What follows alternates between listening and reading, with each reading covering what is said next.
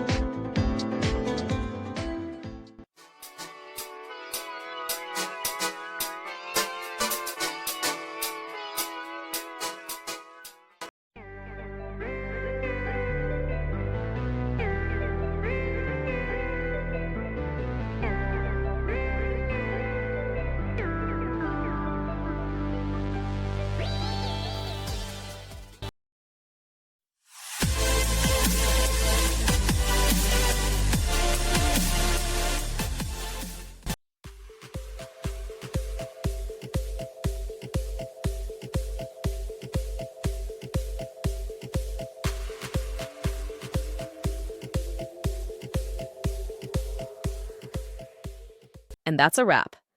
I hope you found the answer you were looking for. If you did, take a second to hit that subscribe button. It really helps out. And let me know in the comments which solution worked best for you.